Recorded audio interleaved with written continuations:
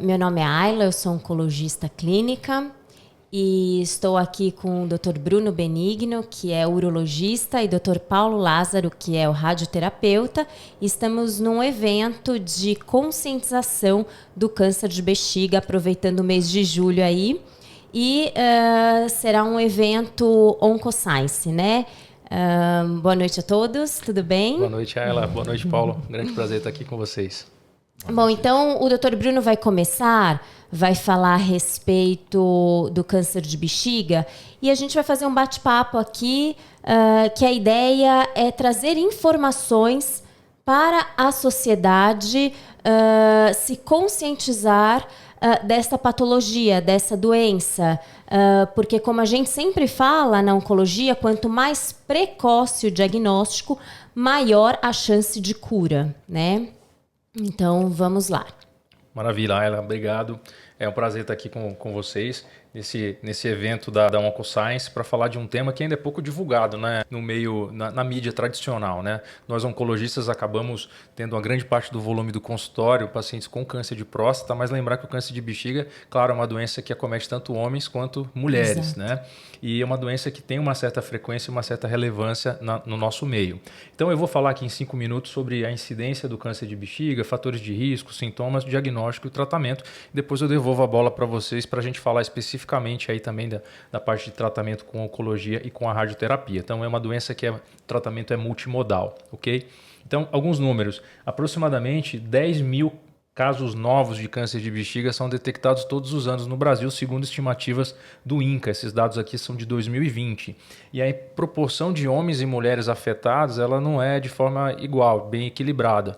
Aproximadamente 7.500 homens para 3.000 mulheres. Isso provavelmente está relacionado aí ao tabagismo, que é mais frequente nos homens, mas esses números têm mudado em relação à incidência aí das mulheres pelos hábitos também. É uma doença que tem uma alta letalidade, então aqui a gente espera aproximadamente 4.500 óbitos relacionados ao câncer de bexiga no nosso país todos os anos. E os principais fatores de risco dessa doença são, né, a idade. A gente sabe que quanto mais o indivíduo vive, ele tem mais risco por acumular mutações no tecido no decorrer da vida. Sabemos que homens brancos têm uma incidência um pouco aumentada, isso não é muito bem explicado na literatura médica, né? E mais o tabagismo, sim, é o fator de risco mais importante. Então, a maioria dos cânceres de bexiga estão relacionados ao consumo de cigarro. 50% a 70% de todos os casos que nós diagnosticamos estão relacionados ao consumo do cigarro. E exposição a agentes químicos, como derivados do petróleo, aminas, benzinas, mas lembrando que essa exposição não pode ser uma exposição eventual. Ela tem que ser uma exposição que ocorre em décadas, tá? Bom, avançando, quais são os principais sintomas do câncer de bexiga? Boa parte dos pacientes não tem sintoma nenhum. Eles vão procurar o urologista, o ginecologista, o cardiologista, fazem um ultrassom, um check-up e acabam descobrindo um nódulo na bexiga. Mas quando a doença traz algum sintoma, ela pode se manifestar como sangue na urina, uma dor durante a micção, durante o ato de urinar, uma necessidade frequente de ir ao banheiro ou até mesmo retenção urinária. Percebam que esses sintomas eles podem também ser confundidos com condições nos homens muito frequentes, condição muito frequente como a próstata aumentada ou até mesmo uma infecção urinária. Eu acho que nesse caso, às vezes atrasa o diagnóstico, né? O que eu vejo no consultório é que às vezes mulheres com infecções urinárias de repetição, né? E aí acaba atrasando e acha que é só uma infecção urinária, porque mulher é mais comum ter infecção urinária, porque aí tem sangramento. Exato. E aí isso provavelmente está relacionado à infecção urinária e não é bem assim, né? E também às vezes eu vejo uma negligência do próprio paciente quando tem uma hematúria. Aí só vai procurar, porque às vezes pode ser uma hematúria intermitente, né? Você, urologista, eu acho que tem muito mais contato com essa parte inicial, né, do que nós oncologistas, mas quando chegam os pacientes para mim, eu tiro a história e eu vejo que tem essa descrição. Perfeito. Trazendo até o Paulo aqui para a discussão, que é radioterapeuta, eu acho que quando ela fala de hematúria, né, que é o sangramento na urina, Paulo, a radioterapia também, né, pós-radioterapia, é muito raro hoje em dia, isso avançou bastante, mas isso também pode ser um fator de confundimento, né, entre um sangramento em decorrência, por exemplo, de uma infecção urinária, um câncer de bexiga, e um efeito da radioterapia. Como é que você vê isso na sua prática, Exato, Paulo? é muito comum, Bruno. Boa noite a todos. Né? A gente é um prazer estar aqui com vocês discutindo um pouco desse tema que é tão importante. E realmente é muito interessante, porque a gente agora está com todos esses meses coloridos, né? O mês que tem os cuidados do homem, que é o Novembro Azul, ou Outubro Rosa da mulher, e a gente agora está começando a ter mais atenção para patologias que também não são tão frequentes, né? Como você comentou, é uma patologia que é menos frequente do que o habitual, ainda bem. Né? Ela tem um fator bem importante, que é o tabagismo, que a gente também está acessando e está conseguindo por campanhas educativas diminuir na população. Mas o fato é que sangramento urinário, principalmente para o homem, é algo que não é tão comum de ter outras etiologias. Então, acaba que eventualmente ele já procura o médico. A mulher, como ela estava comentando, às vezes pode deixar passar por um tempo. Entretanto, as mulheres se cuidam muito mais que os homens, né, Ayla? Então tem essa questão também. Mas a mulher tem vai procurar, um atraso também, né, rápido, no diagnóstico. Exato. Eu estava até rapidamente para comentar com vocês, que é sempre engraçado, né? Quando a gente recebe um casal no consultório com um homem e uma mulher. Eu recebi hoje um homem que tinha um câncer de mama. Olha que interessante, né? Que é diferente. Quem fez o diagnóstico foi a mulher dele. Que ela viu, tem um nódulo. Não, isso aqui é da academia, isso não sei o que. O homem super raro, né? Negligencia um pouco. Mas como não é tão comum ter esse sangramento, acaba acontecendo. A rádio, especificamente na pergunta que você fez, ela realmente causa ainda disúria. Ela causava muito mais no passado, a gente vai falar um pouco sobre isso daqui a pouco. Hoje está muito mais moderna, mas ainda assim se acaba causando uma retite actínica eventualmente no paciente, tem um sangramento que pode mascarar. Mas o fato é que os pacientes eles acabam procurando justamente por isso. Né? Paciente que irradia a próstata, por exemplo, ele é bem preocupado com a saúde. Então, a hora que ele acaba tendo essa hematúria, né, esse sangramento urinário, ele procura a gente. Então, isso é realmente importante. E isso é um cuidado que nós, urologistas, sempre temos, né? Porque, como você comentou, Paulo, às vezes o paciente já fez uma radioterapia, por exemplo, por um câncer de reto, ou então por um câncer de próstata, e ele pode manifestar esse sangramento na urina muitos anos depois. E a gente não pode cair no viés e dizer, olha, isso não é nada, isso aí é uma infecção urinária, isso aí, enfim, é da sua próstata. Então, sempre ter essa investigação ativa, porque, embora raro, mas a radiação, né, a radioterapia também é um dos fatores de risco para câncer de bexiga e para outros cânceres. A tecnologia avançou muito nesse sentido e é muito raro a gente ver esse evento nos dias atuais. Ayla, você tem visto, você que também lida com outros tipos de tumores, principalmente o câncer de mama, ovário, você acha que essa mudança do hábito das mulheres, né, o espaço que a mulher vem conquistando hoje na sociedade, no trabalho, jornada dupla de trabalho, aumentou bastante? A impressão que eu tenho, não tem esse dado concreto, mas a impressão que a gente vê que o tabagismo, embora tenha diminuído globalmente, mas parece que avançou nas mulheres. Você acha que a mulher está passando por essa adaptação e está cuidando menos, talvez, da saúde porque não tem tempo? Será que isso você sente isso no dia a dia? Eu acho que tem mais relação exatamente com esse fato da mulher estar trabalhando e ter muitas funções, né? Porque ela trabalha, ela tem que cuidar da casa, dos filhos. E com certeza eu acho que isso tem um impacto negativo de não cuidar de si.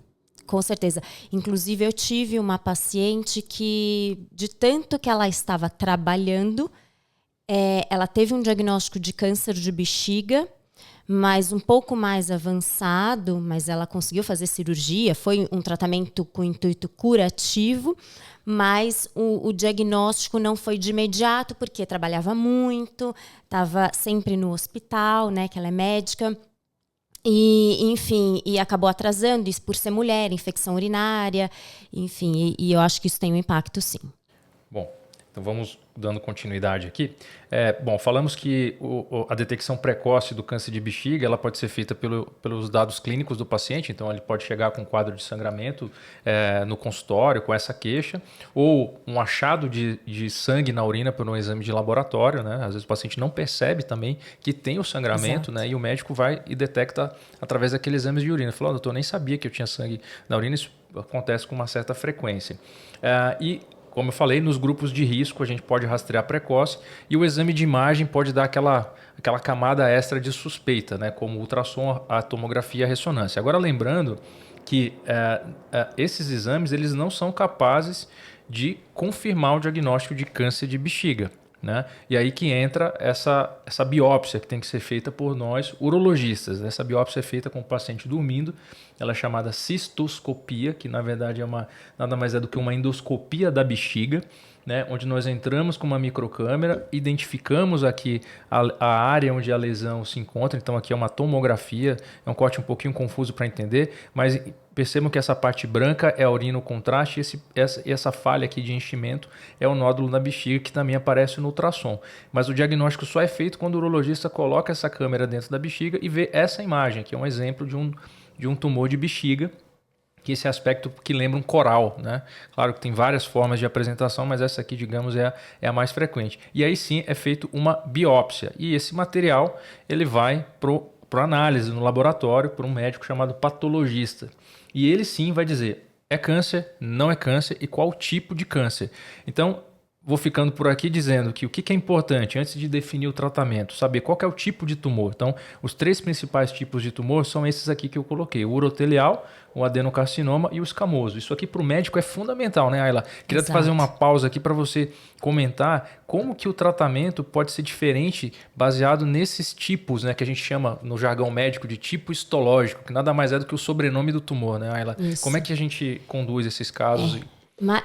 Só para deixar frisado que o mais comum de câncer de bexiga, né, é o tipo urotelial, né, que é o carcinoma urotelial. Nós temos outros tipos, o adenocarcinoma escamoso, como o Bruno falou, mas eles são menos incidentes, né? Por enquanto, o tratamento não difere entre eles, né? Porque como o urotelial é na sua maioria, então em relação à quimioterapia, eu imagino que a rádio também, cirurgia também, acho que não vai ter grandes diferenças, né? Acho que mais a parte do escamoso, que numa doença metastática, a gente pode pensar em outro tipo de quimioterapia, mas de uma forma geral, eles também estão representados em outros estudos que possibilita a gente tratar. Talvez eles digam um pouco mais sobre o prognóstico, né, Exato, Paula? Da agressividade. Agressividade, né? A gente sabe que o adenocarcinoma, em algumas situações, às vezes até dificulta os protocolos de preservação de bexiga, né, Paulo? Sim. Que a gente vai falar até mais para frente, mas se você quiser trazer esse tema para cá, como uma das possibilidades de preservação do órgão, né, na doença mais profunda, invasiva, ninguém quer perder a bexiga. Exato. E aí a gente tem que trazer para a mesa esses protocolos que associamos à quimioterapia, né, o tratamento com quimioterapia, mais a radioterapia, na tentativa de não tirar a bexiga. Mas o que isso aí pode interferir na sua decisão, Paulo? Na verdade, a nossa avaliação ela depende muito de como a doença se apresenta, né? A gente vai falar um pouquinho sobre isso depois. Idealmente, para a preservação da bexiga com radioterapia, a gente vai falar sobre, vai avaliar se a doença é focal mesmo, se ela não está em vários locais da próstata. Isso é uma coisa importante para a gente poder tentar dar eventualmente uma dose maior naquela doença, porque a bexiga ela não vai tolerar uma dose muito alta de radioterapia como um todo. Normalmente a gente tenta focar em alguma região específica, então isso é importante porque esses tumores, eles eventualmente têm essa tendência, né, de ser alguns deles mais invasivos e que pegam mais todo o epitélio ali da mucosa da bexiga. O fato que a gente hoje tem e gosta de avaliar primeiro, assim, uma equipe multidisciplinar, né? Com quem que quem que eu estou recebendo? Esse paciente ele tem condição de fazer um tratamento? Eu vou mostrar até para vocês, depois a gente vai falar um pouquinho mais da radioterapia, se a gente puder abrir aqueles slides que eu trouxe, a gente pode mostrar um pouquinho de alguns casos em que a gente recebe normalmente pacientes eventualmente frágeis e que a gente tem que pensar sobre outras coisas na hora de tratar, não só também na preservação, mas se o paciente também tolera aquele tratamento, não só a cirurgia, como a própria rádio, que às vezes traz também alguns Então, às vezes é tido que a radioterapia é menos invasiva em alguns aspectos, a gente sabe que também é um tratamento que pode ter, que tem que ser muito bem planejado, né, Paulo? Exato.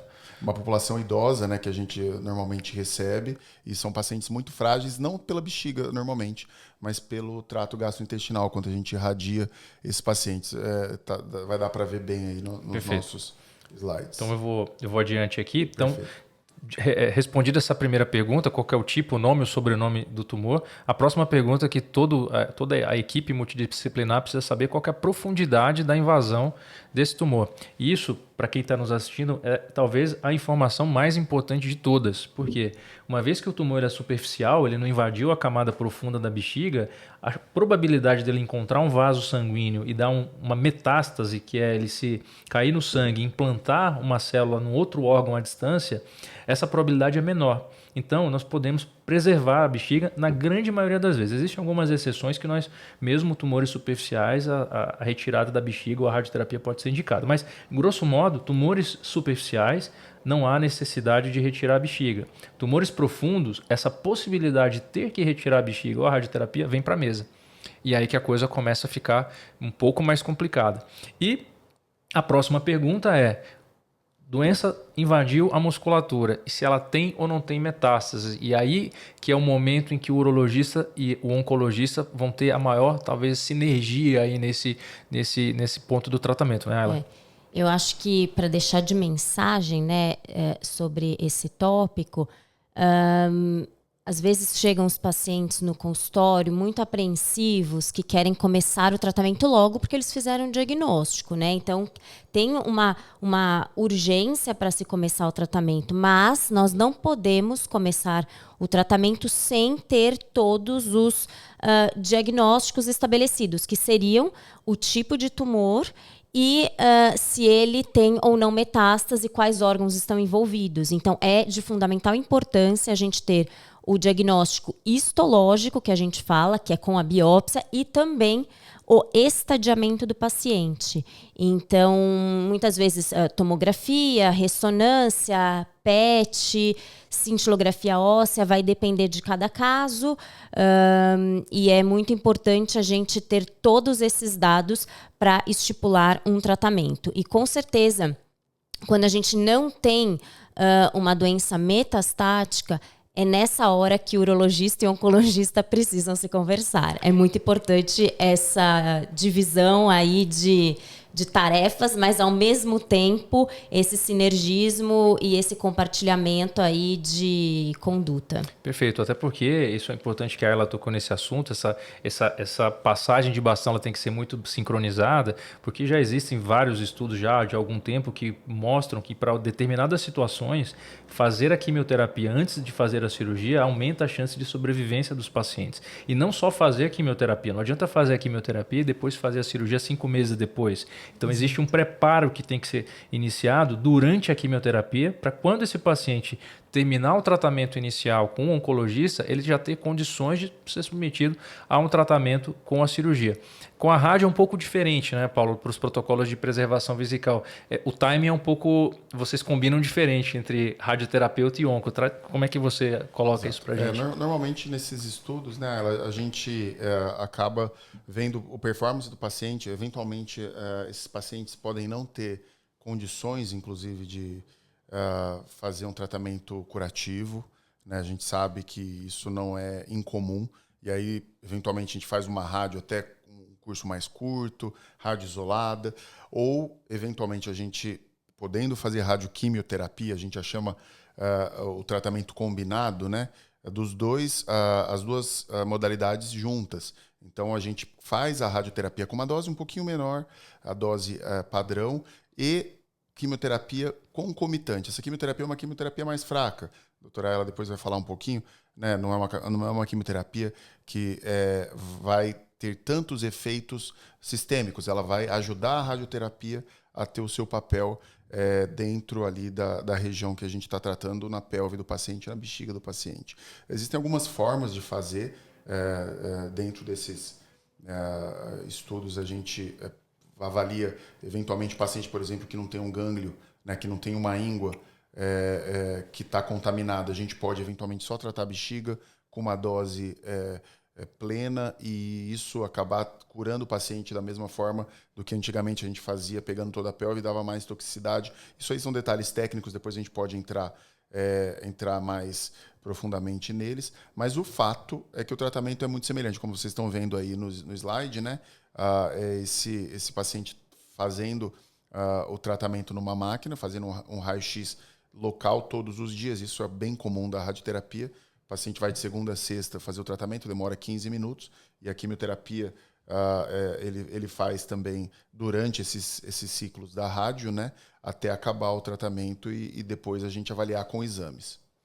Excelente. Queria trazer esse meu último slide para mostrar qual que é a jornada, né, que inicialmente esse paciente vem desde o diagnóstico. Então aqui, primeira pergunta, lembrando que nós temos que responder, qual é ou não câncer de bexiga? Qual o tipo de câncer de bexiga? Terceiro, qual a profundidade do câncer de bexiga? E como é que a gente descobre isso? Através dessa etapa do tratamento que chama raspagem de bexiga. RTU, que do termo médico significa ressecção, que é raspagem transuretral, ou seja, uma raspagem feita através da uretra do paciente.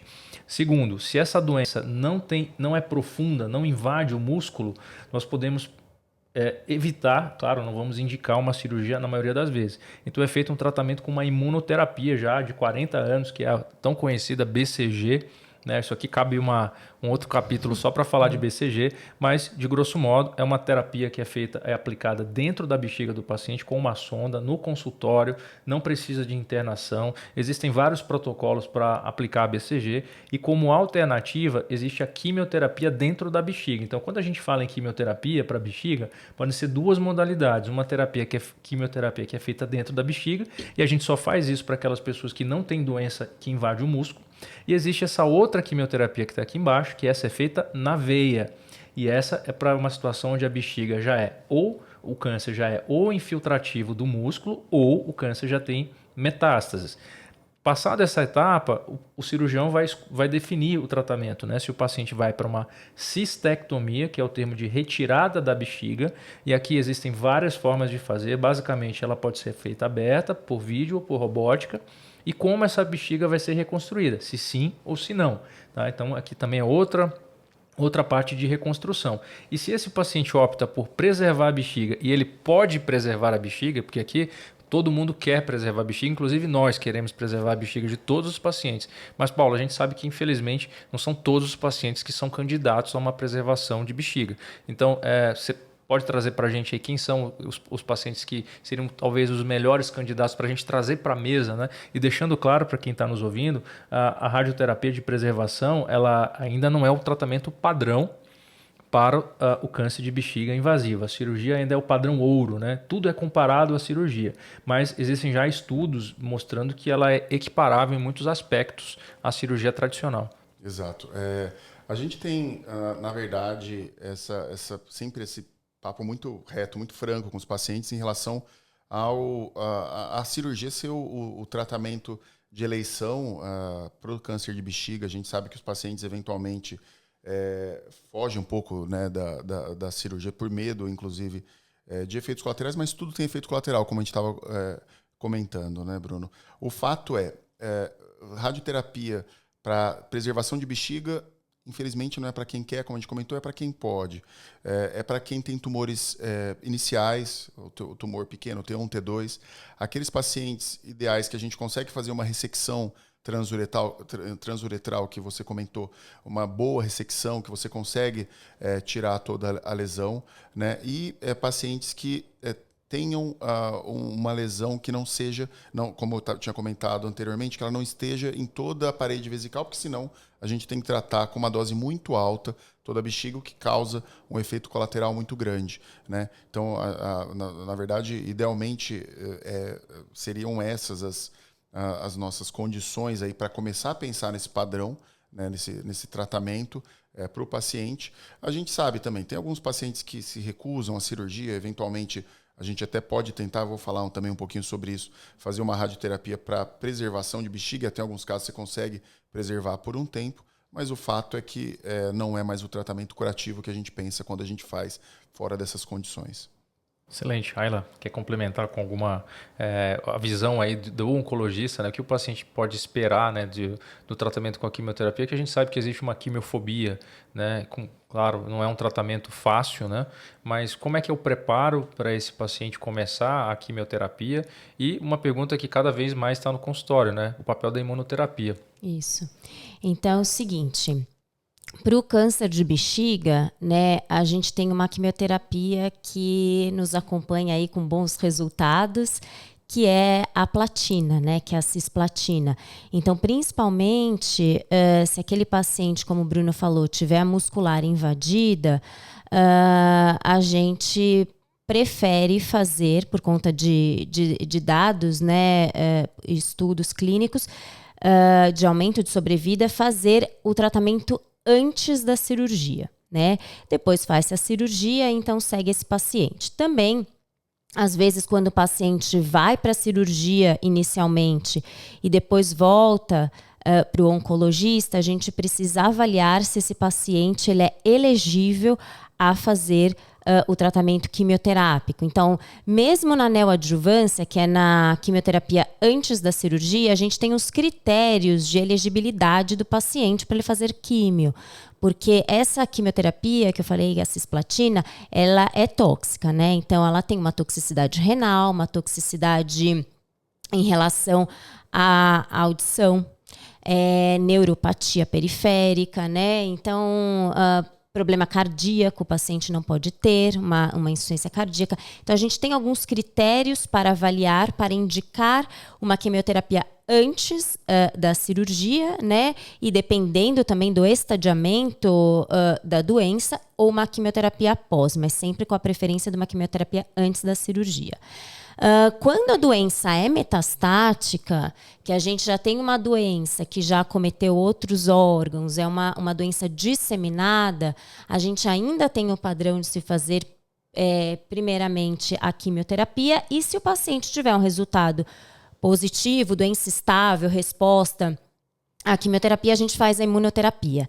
A imunoterapia, nesse sentido, é uma imunoterapia de manutenção, né? Mas tem alguns pacientes que não são elegíveis à quimioterapia por conta de fragilidade, mesmo de outras comorbidades, e que não tem performance, a gente também pode fazer uma imunoterapia. E também a gente tem no cenário de doença metastática outras novas drogas, né? Que são drogas bastante interessantes, que são a terapia-alvo, né? Então a gente também tem terapia-alvo para aqueles pacientes que têm uma mutação, uma fusão específica de FGFR, a gente tem uma terapia-alvo para esses pacientes, né? E também uma medicação que está para chegar aqui no Brasil, que é uma terapia-alvo, na verdade, um anticorpo conjugado, né? É uma terapia-alvo com uma quimioterapia associada, né? Então, eu acho que a gente avançou bastante no tratamento sistêmico, né? Quimioterápico, imunoterapia e terapia-alvo para os nossos pacientes. Muito bom, ela é excelente. Você quer complementar, não é, Paulo, com a sua apresentação aqui? O Paulo trouxe alguns slides aqui que são interessantes. Deixa eu projetar aqui.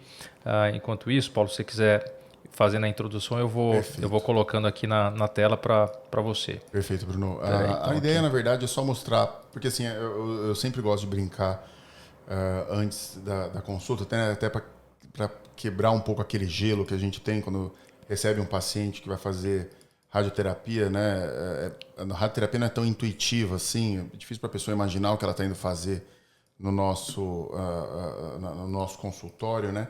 Então eu acabo mostrando sempre alguns slides, isso eu mostro inclusive para os próprios pacientes, né? Relacionados ao tratamento, a como a gente faz esse tratamento. E aqui a gente vai falar um pouquinho para vocês sobre isso, né? Espera que ele vai passando aos poucos. E a ideia, assim, primeiro eu gosto de mostrar a máquina, né? Uma maquinona de raio-x. A gente... o Bruno estava comentando que eu acho uma coisa super interessante. A gente tem a radioterapia já desde 1895, né? A gente descobriu o raio-x, já começou a fazer radioterapia logo depois, e ela era muito tóxica, principalmente para tumores de próstata, bexiga nem se fala. Por que isso? Porque antigamente, né, até a década de 80, a gente fazia esse tratamento, só que sem a tomografia. Então você não via muito bem o órgão, você fazia lá um combo de campos de radioterapia, um quadradão dentro da pelve do paciente com a raio-x, e ele acabava saindo com muito efeito colateral e não saía curado, porque a gente não conseguia dar doses altas, por exemplo, no tumor de próstata. A gente dava uma dose que era quase uma dose paliativa e o paciente ainda tinha cistite, como você comentou, tinha muito sangramento urinário. Hoje não, hoje a gente tem essas máquinas modernas, aí parece um disco voador. Adoro essa foto, porque é uma máquina realmente que é bem diferenciada e a gente consegue fazer algumas coisas que no passado a gente não fazia, né? Como aí vocês estão vendo uma reconstrução da pelve, em que a gente trata só aquela localização.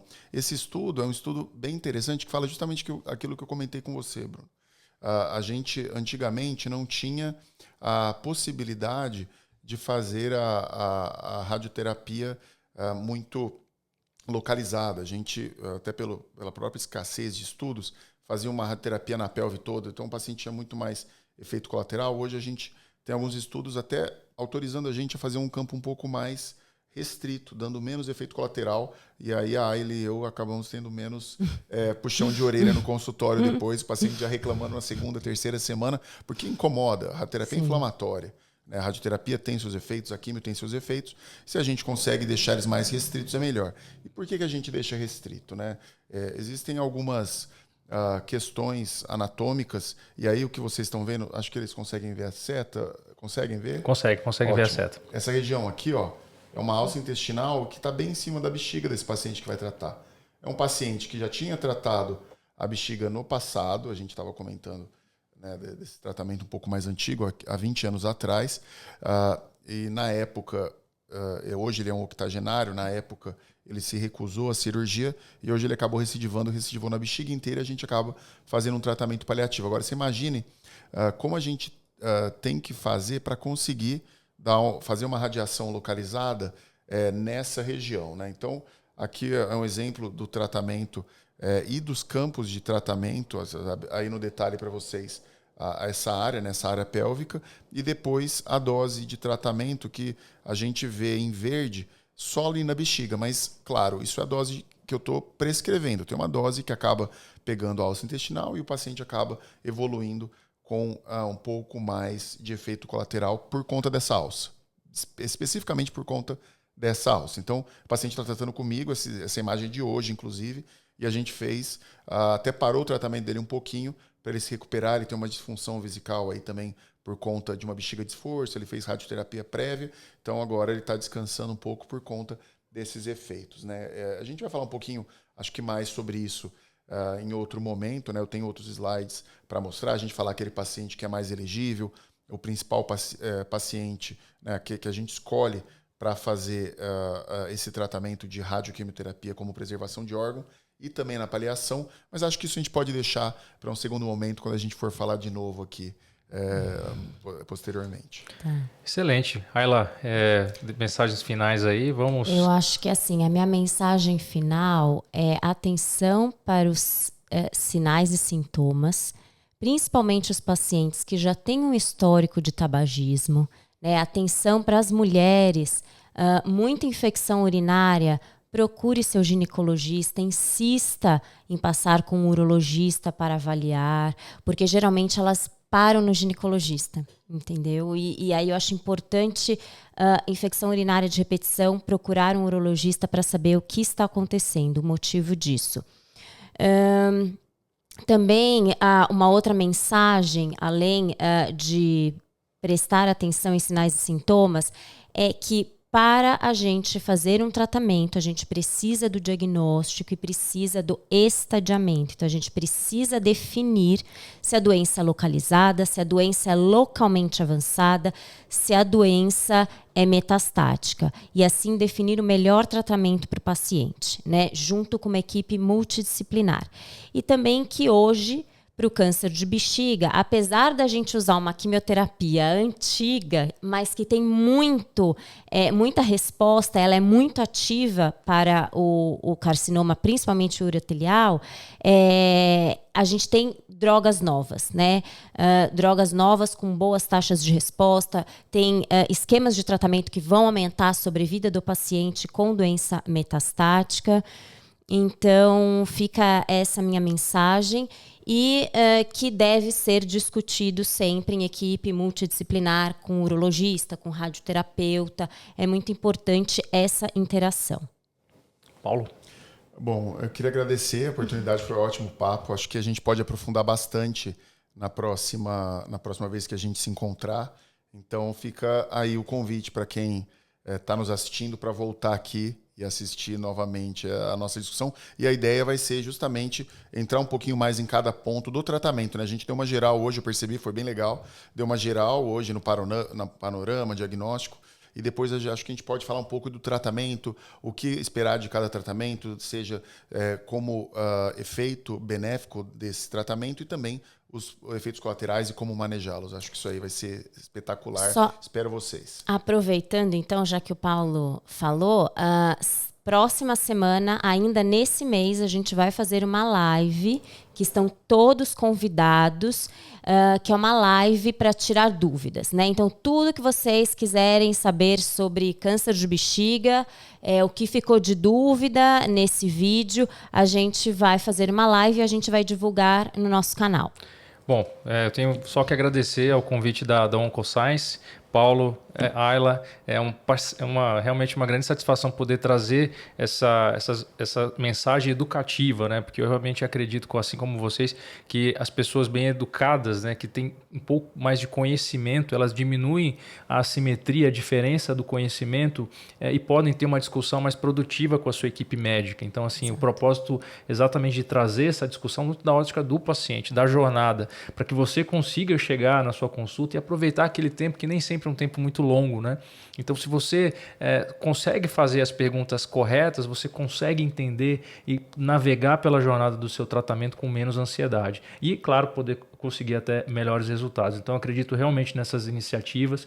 Esse é o propósito desses encontros. E a mensagem final é que o tratamento tem que ser multidisciplinar. Tá? E aqui a gente tem que incluir também outros profissionais da área relacionados à oncologia, como um bom suporte nutricional, a equipe de reabilitação pélvica, aqui entram também as fisioterapeutas. Então, lembrar que o paciente, que a parte psicológica também, porque é devastador você passar pela a ideia de você perder sua bexiga, do que vai acontecer, o grupo de ostomias, que são as enfermeiras que às vezes vão fazer um preparo do paciente antes dele passar pela cirurgia de cistectomia, de retirada da bexiga, que é uma cirurgia mutilante. Então, assim, eu acho que essa é o meu jeito de olhar e a mensagem que eu deixo para todos.